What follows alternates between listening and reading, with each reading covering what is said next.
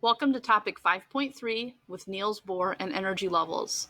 For this particular lesson, you will need a periodic table and a highlighter or a colored pencil, or if you have some markers, whatever you have at your disposal, please go and take a moment to find those.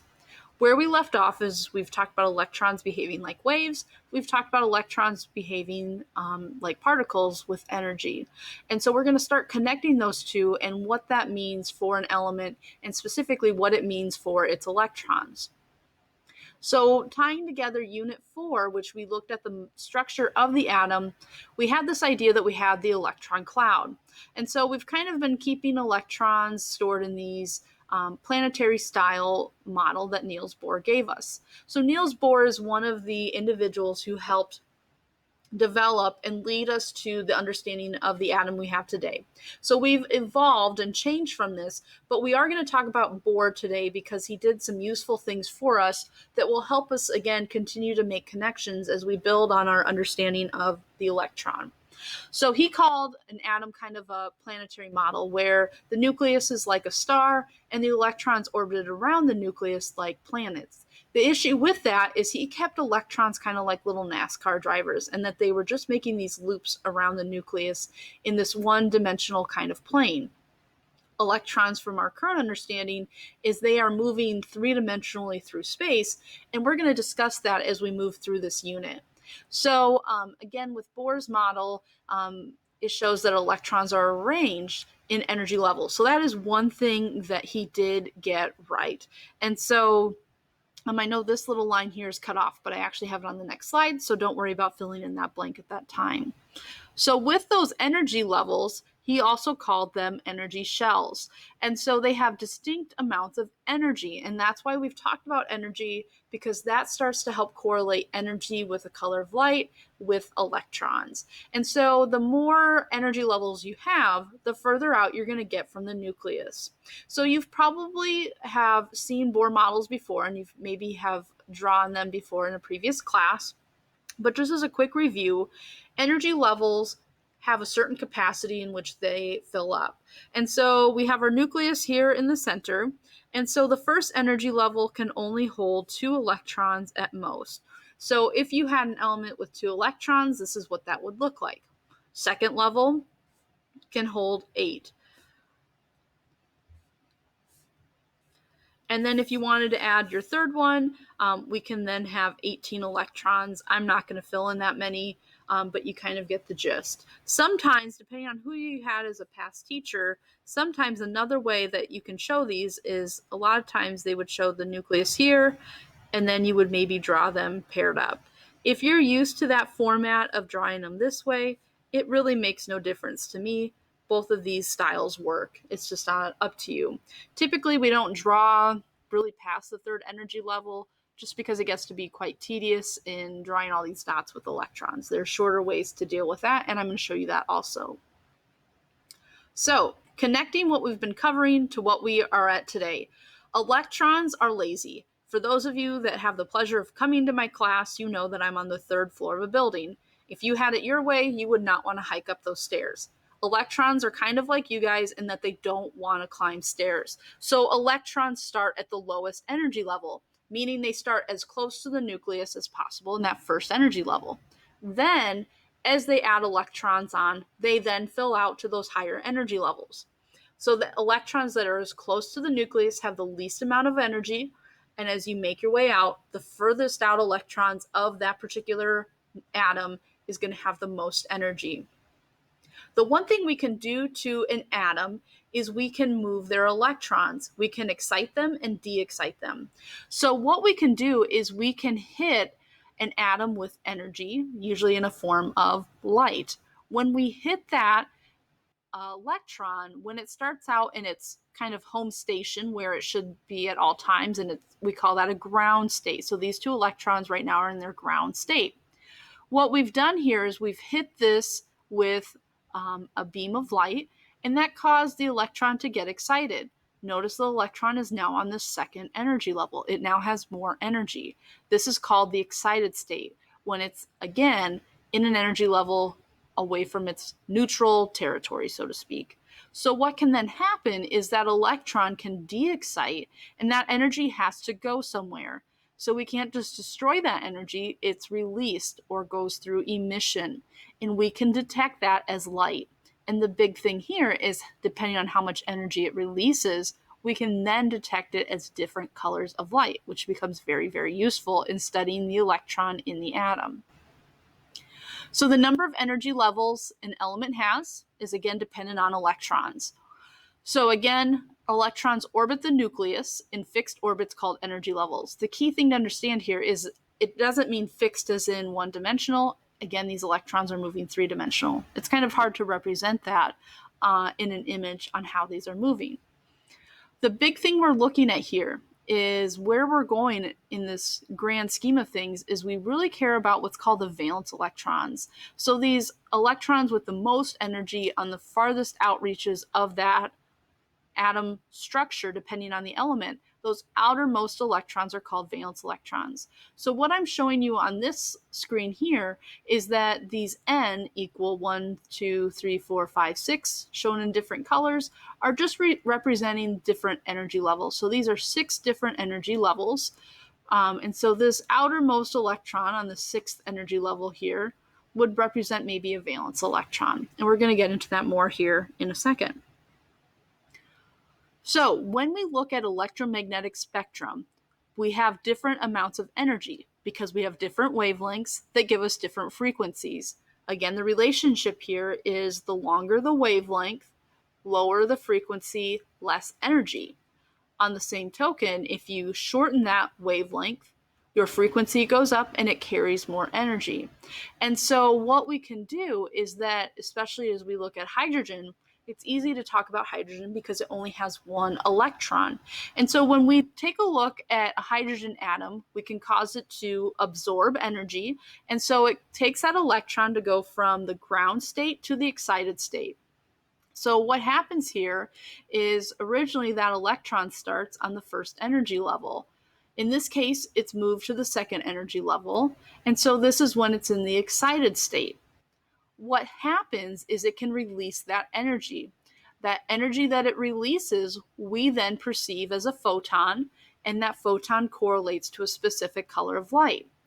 The thing that's interesting with hydrogen is that when the energy is absorbed by the electron, we can see 4 different colors. I'm going to show you what I mean by see here in a moment. The one thing we get is you'll notice here that this electron transitioned from the second energy level to the first energy level. Here, when we have that transition take place, we perceive that as a wavelength at 656 nanometers, which gives us red light. We can also have transitions take place within the hydrogen atom where we see a green, a blue, and a purple wavelength of light. So what can happen is what we can do is we can take hydrogen gas in a tube, we can connect it to an electric current, and it glows a distinct color. Neon works the same way. When you see a distinct neon light, it glows red. So different gases glow different colors because of their electrons. So what we can do is with this hydrogen gas is we can put it through a prism, and you probably understand with a prism, it can separate light. When you put white light through a prism, you see the whole rainbow because white light is composed of all the colors. And so when we put hydrogen through a prism, we see 4 distinct colors: a violet color, a blue-violet, a blue-green, and a red. So we're only seeing 4 distinct photons or 4 distinct energies. And so that correlates to us perceiving it as 4 different colors of light. So what we can understand is that there's specific energy level changes taking place, meaning that ground state electron is moving up to different energy levels.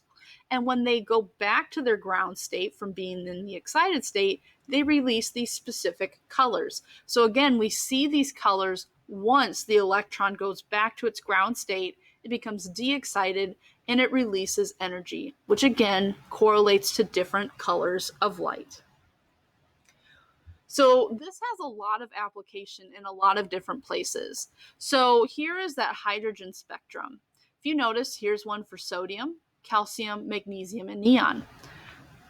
Part of my background is I have a geology, earth science background. And so astronomers use this in a big application with stars.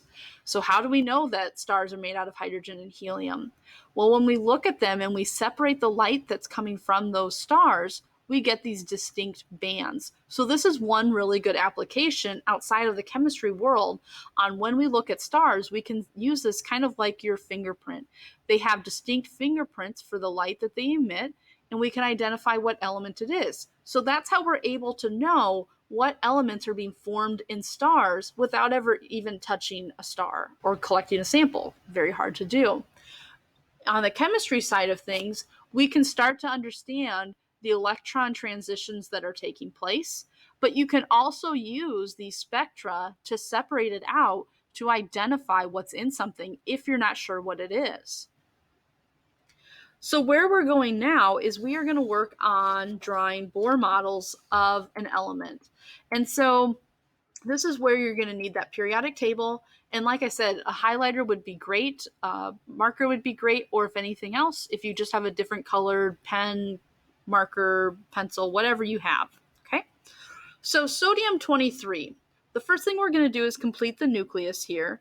So if you remember back to unit 4, this is our mass number, this is our protons, plus our neutrons. So to get protons, you're going to find sodium on your periodic table. We know that it's 11 protons. So we subtract this out. That means we have 12 neutrons. This is a neutral atom and indicates nothing about charge. So that means we have 11 electrons. So that means on the first ring, we are going to place 2 electrons, and then we're going to fill out the rest of the energy levels.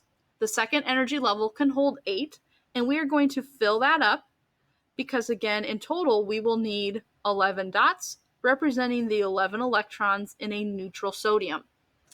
From here, we have one last electron. That's going to be on this third energy level. And what I'm going to do is, this is where you need that highlighter, or if you have another utensil, and we'll see how well I can highlight on my screen. We are going to highlight just the outermost ring. The outermost ring where electrons are found, this is where we find our valence electrons, and that's going to become important more as we move along. So you can see sodium has 1 electron on this outermost ring, therefore sodium has 1 valence electron. We're going to do the same thing now for fluorine. So for fluorine, we have fluorine 19, and from there we need to fill out our nucleus. So we have protons, neutrons, and electrons. Using our periodic table, fluorine has 9 protons. Because of our mass number here, we have 10 neutrons. That means 2 electrons are going to fit on this ring. That means I need 7 more. All 7 can fit on this ring because this one can hold in total 8. So same thing, go ahead and grab that highlighter, and you're going to highlight the outermost ring where there are electrons. So this is our outermost energy level with electrons in it. Therefore, we have a grand total of 7 valence electrons in fluorine. Why in the world do we care about valence electrons? This will decide what kind of chemical bonds things want to form, how it's going to want to form those chemical bonds, which then ultimately decides how reactive it is. And so this leads into a lot of the big ideas that we need for second semester. So like I said, Bohr models can become a little tedious to draw. So there's another way to basically draw an abbreviated or a shortened version of a Bohr model, and that's using what's called a Lewis structure or a Lewis dot structure. So what we're going to do here is we're going to start with lithium-7 and just draw the Bohr model of it. So if we're lithium, we know that lithium is atomic number 3, therefore 3 protons. Based on its mass number, we have 4 neutrons. So from here, 2 of its electrons can fit on this ring, the third one on that second ring to give us all 3 electrons. Again, we can highlight our outermost ring, and that tells us we have 1 valence electron. So where we're going with this is when you do a Lewis dot structure, you use 2 things. You use your symbol for lithium, so the symbol for lithium is Li, and you use just valence electrons. So this has 1 valence electron. So we show it as one dot around the side. So you can have up to 8 valence electrons. You will never, ever, ever, ever, ever have more than 8 valence electrons. So if you find that you have more than 8, you goofed up somewhere. So let's just say X represents a symbol here. So this would be something with 1 valence electron. What you typically do is make your way around clockwise. So this would be 2 valence electrons, 3, and 4, where you have 1 on each side. As you make your way around, this would be 5 valence electrons, 6, 7, and 8. Again, you will never have more than 8. So one last example for the notes then is oxygen 18. So when we do the setup for oxygen 18, we have 8 protons. Based on the mass number, we have 10 neutrons. It's neutral, therefore 8 electrons. 2 of them fitting on the first ring. That means 6 of them will be found on the second ring. I'm going to go ahead and take a moment to highlight my outermost ring with electrons, which is the second one here. My highlighting skills are on point. So we're going to translate that into a Lewis dot structure. So to do that, you need the symbol for oxygen, and the symbol for oxygen is O. You use just valence electrons, just those highlighted electrons, which are on this ring here. You can count them up. We have 6. So what we do here is we do 1, 2, 3, 4, 5, 6, and we now have a Lewis dot structure for oxygen 18. So again, what these do is get rid of all the extra electrons that we really don't care about. We really, really, really care about valence electrons, which are on that outermost ring there. So if you have questions, concerns about drawing Bohr models, doing the Lewis dot structures, or any of the other information covered today, please reach out to me with any questions.